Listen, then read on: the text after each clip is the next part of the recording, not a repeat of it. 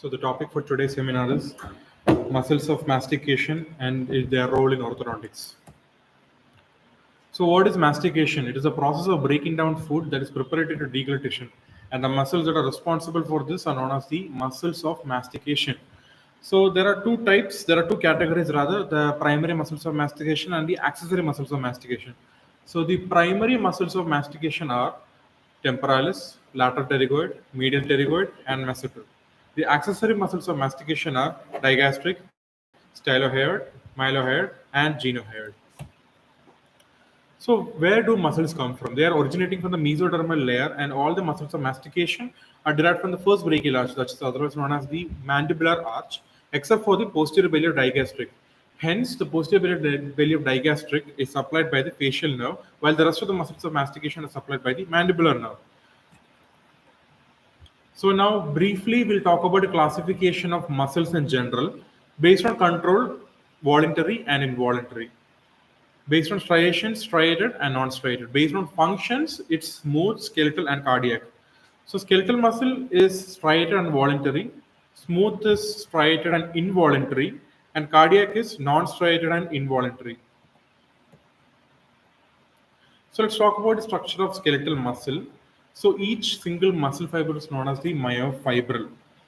And several of these muscle fibrils form a bundle that's covered by the endomysium. And these muscle bundles form the fascicle which is covered by the perimysium. And many of these fascicle form the muscle belly which is covered by the epimysium. So this muscle belly will be attached to the bone or other muscles through other tendons. So now we'll talk about sarcomere. Sarcomere is the basic unit of a myofibril.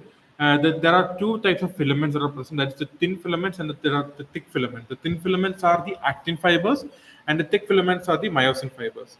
So the dark area of overlapping of the thick and the thin filaments are known as the A band. The light area of no overlapping is known as the I band. So the A band plus halves of I band on each other, as you can see from this diagram there. In the diagram, you can see that in the center there is a band and then there is I band, which is lighter in color. So on both of that, the half of those I bands on each side with the A band at the center combined together to form the sarcomere. As I mentioned before, sarcomere is a basic functional unit of a myofibril. So now coming to the components of myofibril, there are four mainly: actin, troponin, myosin, and tropomyosin. So what is actin? Actin is a globular protein that forms the thin filaments. You all have to remember that actin forms the thin filaments in muscle fibers. The contraction of the muscles act by the actin interacting with the myosin. The actin filaments are also involved in cell division and movement also. So troponin, there are three subunits that are mainly present, that are troponin C, troponin I, and troponin T. So troponin interacts with the calcium ions, and that results in the movement of tropomyosin, which we are going to discuss in the next slide. So when these troponin interacts with the calcium ions, this allows the movement of tropomyosin, and that further allows the myosin to bind with the actin, which I mentioned before. The actin and the myosin combined, they form cross bridges together, which allow skeletal muscle contraction to happen. So next we'll talk about myosin. Myosin are the thick filaments. They convert the ATP to mechanical work, and the globular head that binds to the actin during muscle contraction, it forms cross bridges, as I mentioned before, and it allows a sliding of filaments. That's why this whole theory is known as a sliding filament theory.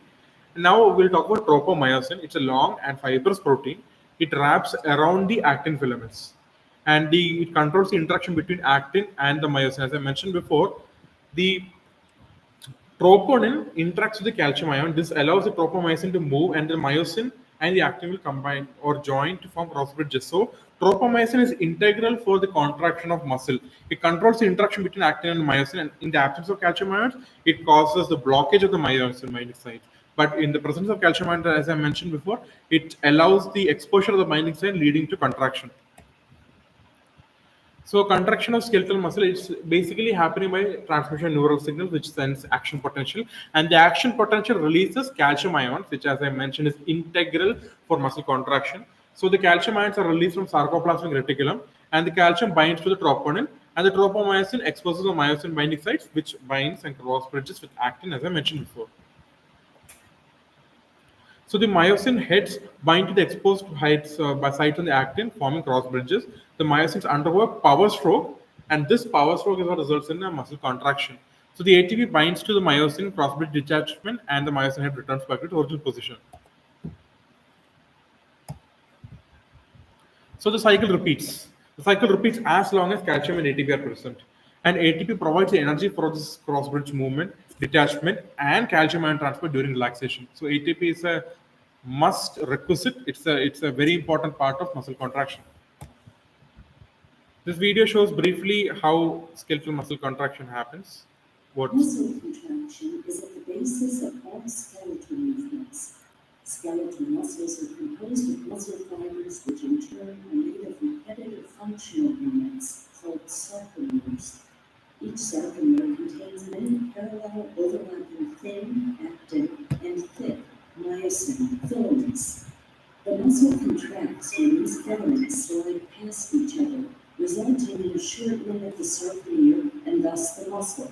This is known as the sliding filament theory. Cross-bridge cycling forms the molecular basis for this sliding movement.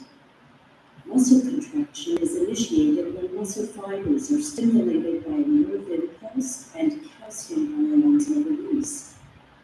The troponin units on the actin myofilaments are bound by calcium ions.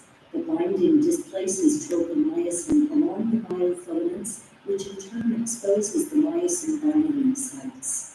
At this stage, the head of each myosin unit is bound to an ADP and a phosphate molecule remaining from the previous muscular contraction.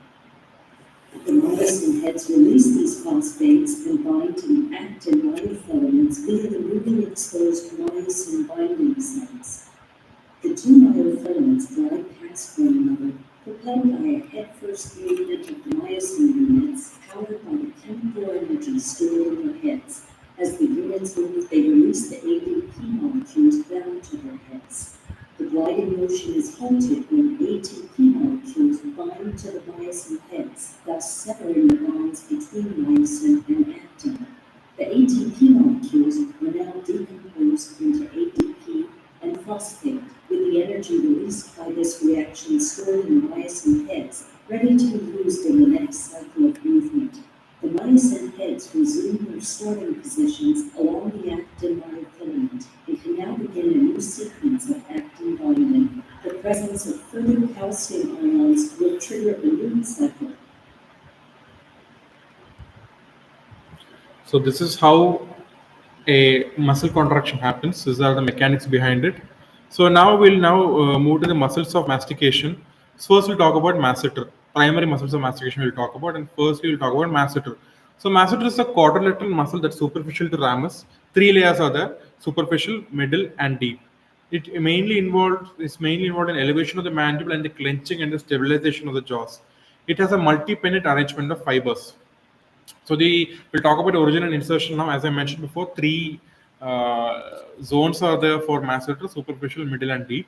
So origin, anterior two-thirds of the lower border of zygomatic arch, and the superficial zone is inserting into the angle of the lateral surface of the ramus. The middle portion is the posterior one-third of the lower border of zygomatic arch, and it inserts in the middle surface of the ramus. And the deep portion zone, it's emerging from the deep border of zygomatic arch, and it inserts into the ramus in the coronoid process. So now we'll talk about medial pterygoid. So here I've highlighted here that the green muscle is a medial pterygoid. It's otherwise known as the internal pterygoid. It's rhomboidal in shape. It runs on the inner surface of the mandible. It has a small superficial head and a large deep head. It mainly acts as in the elevation of mandible and the lateral excursion of the mandible. So now again we'll talk about origin and insertion. The superficial head originates from the maxillary tuberosity and inserts into the medial surface of the angle of the mandible. And the deep is originating from the medial surface of the lateral pterygoid plate, and it inserts into the mylohyoid groove. Now we'll talk about lateral pterygoid muscle. It's short, thick, and triangular. It's otherwise known as the external pterygoid. Two heads are present, upper and lower head, which act. This lateral pterygoid is mainly a part of protrusion of the jaw and lateral excursion of the mandible. So upper and lower heads, upper is originating from the greater wing of sphenoid, and the lower is originating from the lateral surface of the lateral pterygoid plate. Both of them insert into the pterygoid fovea on the anterior surface of the neck of the mandible. Now we'll talk about temporalis. Three zones are there. It's a fan-shaped muscle. Infratemporal fossa. It's present in the infratemporal fossa. Three zones are anterior, middle, and posterior. So the anterior zone acts in elevating, while the posterior zone is mostly involved in retruding the mandible. And the middle zone is both elevation and retrusion. So the origin is from the whole temporal fossa and the deep portion of temporal fascia, and it inserts into the medial surface of the the medial surface, anterior, and posterior borders of the coronal process. So this video briefly shows how muscles affect jaw motion, each muscle, and how the combination of these muscles affect jaw motion. So here we can see the articular capsule, which is getting displaced as the mandible is opened and protruded. That's the masseter muscle. That's the temporalis muscle. You can see the attachment of each muscle to which part of the bone and how they affect. Now the combination of both of them. Now the lateral pterygoid muscle.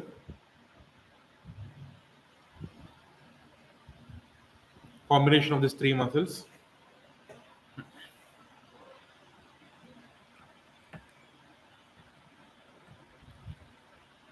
So this video shows briefly how medial pterygoid and the gray highlighter muscle right now is the medial pterygoid, and the red one, that small thick triangular muscle, that's the lateral pterygoid.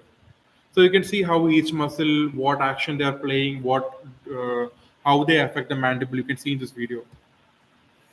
So now we'll come to the accessory muscles of mastication. First, we'll talk about digastric. Two bellies are there, anterior and posterior belly. So the anterior belly is originating from the digastric fossa, and the posterior belly originates from the mastoid notch. Both of them insert into the intermediate tendon held by a fibrous pulley to the hyoid bone. So what are the actions? It mainly is in the depression of the jaw and the elevation of the hyoid. This video shows how the digastric muscle affects the position of the hyoid bone and the jaw as well. As you can see, the attachments and the insertion into the intermediate tendon and just above the hyoid bone. So now we'll talk about stylohyoid. The green muscle that's highlighted in the image is stylohyoid. Originated in standard process. It's inserted into the greater corner of the hyoid bone. It acts by drawing the hyoid backwards and it elevates the hyoid. So this video again briefly shows how the stylohyoid muscle acts. You can see on the top, bottom right, you can see how the jaw is getting affected by the movement of this muscle. Geniohyoid. Its origin is from the genial tubercle and it's inserting into the anterior surface of the hyoid. It's mainly involved in the elevation of the hyoid and the depression of the mandible.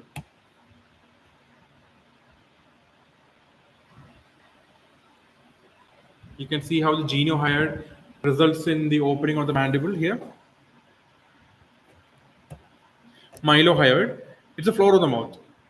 Mylohyoid line is the origin, insertion to the body of hyoid, and it elevates the hyoid and depresses the mandible.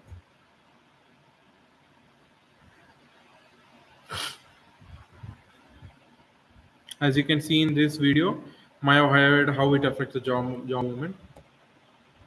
So we'll now talk about briefly about the masticatory muscle disorders, myofascial pain dysfunction syndrome, myalgia, which can be central or local, tetanus, myofascial pain, myospasm, and myositis.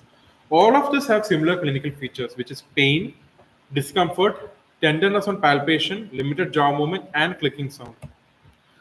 So the management mainly, first of all, we need to manage the etiology. Whatever it is, we need to manage the etiology first. We can go to physiotherapy then. We can go to pharmacological treatment as well, which involves anticonvulsants and muscle relaxants. Oral appliances like splints can also be given, and the rule of 7 needs to be followed in the management of these disorders. So what is the rule of 7? On the top, bottom right, I have written there: remove, reshape, reposition, replace, reconstruction, restore, and regulate. So what is remove? Remove, for example, we need to, if a teeth is the cause of a masticator muscle disorder, we might need to extract it if it's not possible to save it. Reshape, we need to recontour the teeth. We need to do maybe some coronoplasty to adjust the occlusion if needed. Reposition is orthodontic management to make a better class on or better occlusion. Replace is process replacement. Reconstruction is TMJ surgeries if required needs to be done to manage these kind of disorders. Restore is class on caries or any kind of restoration might be needed to restore the occlusal stability. And regulate is regulating habits if there are any other person like that. So let's talk about how the function affects the form. So maxillofacial bones are embryologically membranous. Skeletal growth is significantly affected by this muscular growth. So parts of, for example, we talk about the coronal process. The parts of the bone to which the muscles attach, like for example, coronal process, it develops in conjunction with the bone. Now there are two main laws which depict the importance of how the muscular growth affects the soft tissue, affects hard tissue, the growth of soft tissue, how it affects the hard tissue. So Wolff's law is a part of bone theory which depicts how bone adapts to the stresses that are given. If suppose more stresses, in simple terms, if more stress is given, bone will adapt itself to become more stronger, more thicker, and if no stresses are given, it will become weaker and more porous. The Melvin-Moss's functional matrix theory also depicts how the soft tissue envelope can affect the craniofacial growth. Mandibular muscles and their importance in orthodontics, a contemporary review. This is an article that was in AGODO, the American Journal of Orthodontics in 2005. It's by Andrew Pipsley et al. So the studies basically suggest that there is a relationship between the mandibular muscles and the craniofacial morphology. So individuals with thick, strong mandibular musculature, they'll have a short face, and patients who are having a relatively weak musculature will have a long face. That's dolichofacial patients. So orthodontic treatment plan, you should definitely consider how the muscles of mastication and their activity can affect orthodontic treatment. So managing patients without considering vertical facial proportions may be inadequate. So subject to extreme vertical facial proportions of the spectrum are very interesting cases for orthodontists. So let's now talk about the role of thickness of muscles of mastication. So craniofacial muscle thickness, particularly in masseter, is easily measured by computed tomography, magnetic MRI, and ultrasonography. So greater muscle thickness correlates with higher bite forces, and this bite forces suggest an influence on facial growth. In a long face, masseter muscle is nearly 30% thinner, and in patients who are having short face have a thicker masseter. So Ingerwald decided to train the jaw muscles of patients who are having long face. So long face children are advised to chew daily on a tough material, which further strengthen the muscles. It induces a favorable anterior mandibular growth rotation. So that was the thickness of muscles of mastication and how it affects. Now we'll talk about the biting force. So skull comparisons between individuals on hard diet in the 18th and 17th centuries have revealed that patients who are having different types of diet or who are associated with a higher bite force have a different lower anterior facial height. So the masseter muscle is a key contributor of this bite force, and its increased bite forces it results in a decrease in anterior facial height, corneal angle, and mandibular plane angle. Basically, increased bite forces result in a short face, and bite forces are influencing the occlusal loading region, altering the direction of the growth as well. So how do you measure the bite force? It can be usually measured using a force transducer or cephalometric recordings. X-rays can be taken also to measure the bite forces.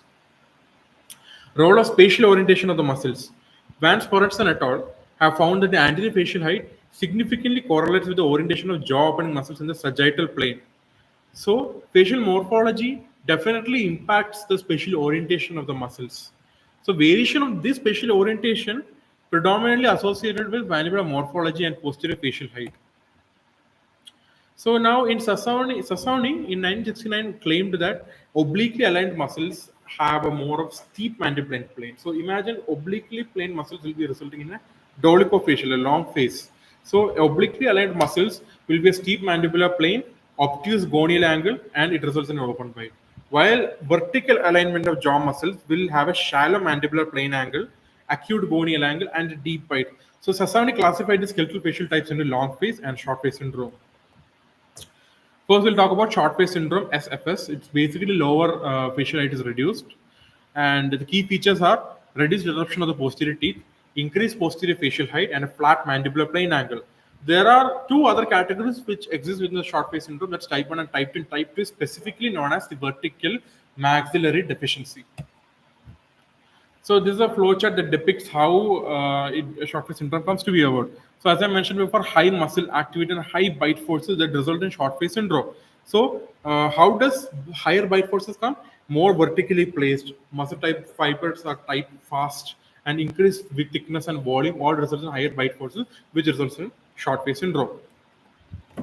Long face syndrome is diagnosed by mandibular plane angle of 37 degrees or greater, Posterior to anterior facial height ratio of 0.65 or less, and long face syndrome exhibits such as excessive eruption of posterior teeth, excessive eruption of anterior teeth, short posterior facial height, and a steep mandibular plane angle. Again, this flowchart depicts how long face syndrome comes to be about: low muscle activity and low bite forces, as I mentioned before, and decreased thickness, slow type of muscle fiber, and obliquely placed masticatory muscles all result in low bite forces, and along with low muscle activity, that results in long face syndrome. This is an article, Journal of Indian Orthodontic Society 2022. Contribution of masticatory muscle pattern in craniofacial morphology, a systematic review by Ashish Agarwal. Masticatory muscle patterns significantly influence craniofacial morphology. Vertical craniofacial dimensions are more affected by the masseter than the medial pterygoid. Masseter muscle volume significantly influences the craniofacial morphology compared to the cross-sectional area. In skeletal open wide patients, the masseter muscle is more horizontally placed relative to the specific planes. So the volume of the masseter determines the anterior facial height and mandibular angle development. The volume of the medial pterygoid influences the ramus of the mandible, and the lateral pterygoid's length and width correlate significantly with the transverse skeletal dimensions, but not with the vertical dimensions. So now we'll talk about the role of muscle activity. So electromyography is the study of activity of the muscles, and instruments they are using surface and needle electrodes which measures the electrical activity. So EMG measurements capture motor unit firing during activities like postural rest, chewing, swallowing, maximal bite, etc. So in long-faced individuals, there is decreased jaw muscle activity, and in short-faced, there is increased masseter activity. So long-term studies have revealed that the craniofacial morphology is indeed influenced by the jaw muscle activity. Muscular dystrophies affecting the muscular activity can lead to vertically oriented craniofacial growth. Comparative study of surface electromyography in masticatory muscle in patients with different types of bruxism. World Journal of Clinical Cases 2022. So centric bruxism, it mainly affects the masticatory muscle, and patients with the centric bruxism show reduced masticatory muscle contraction efficiency, and chewing cycle also is reduced, efficiency is reduced.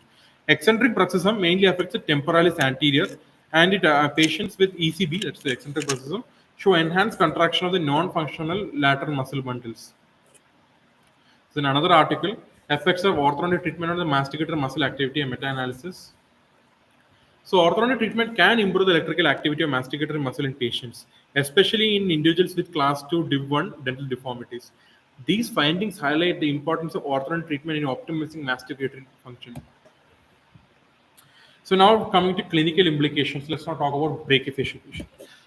So in brachyfacial patient, molar extrusion results in a favorable bite opening.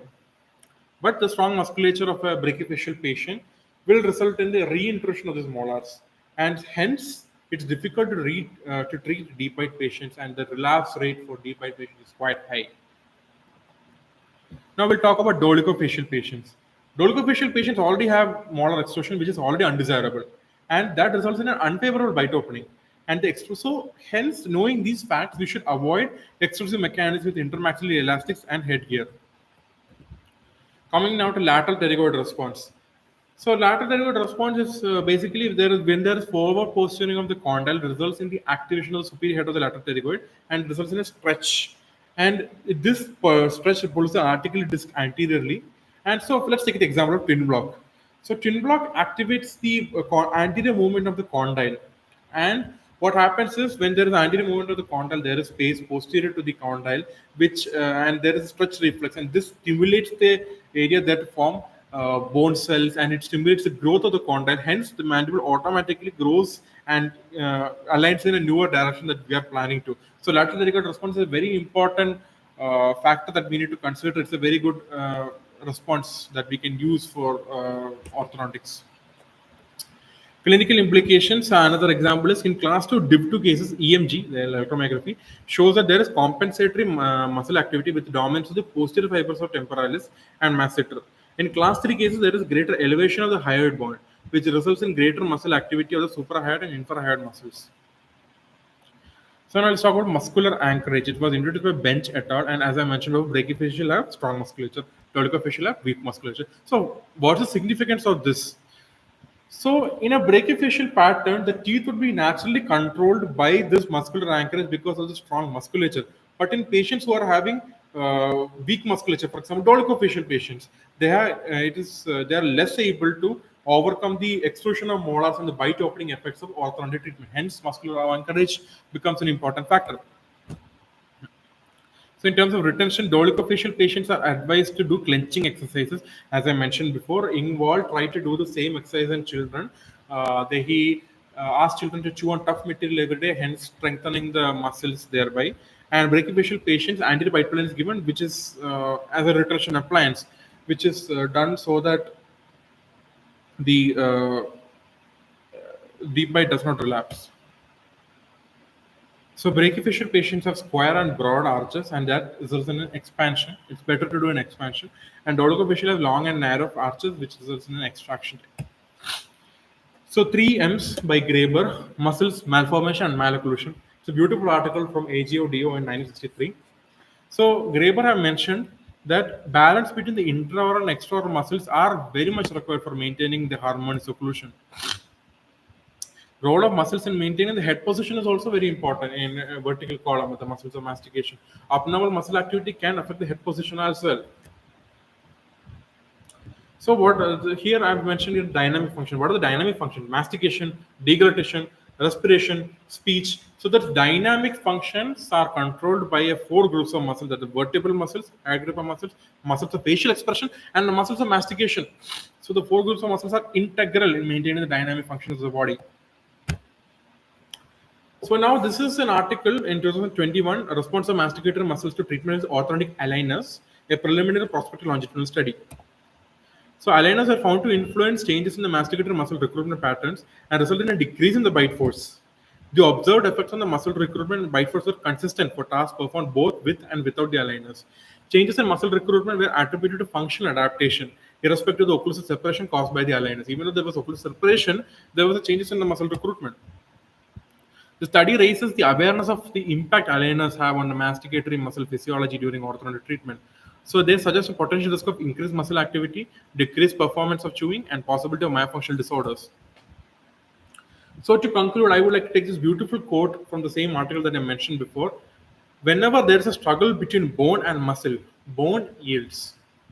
So this quote highlights the role and the importance of how muscles can affect the development of craniofacial structures and occlusion.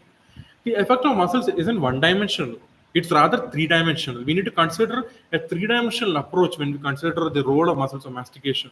A change in muscle function can initiate the morphologic differences in development of the face or in terms of malocclusion. Abnormal muscle activity can definitely lead to the worsening of malocclusion. So these are my references for this seminar. Thank you.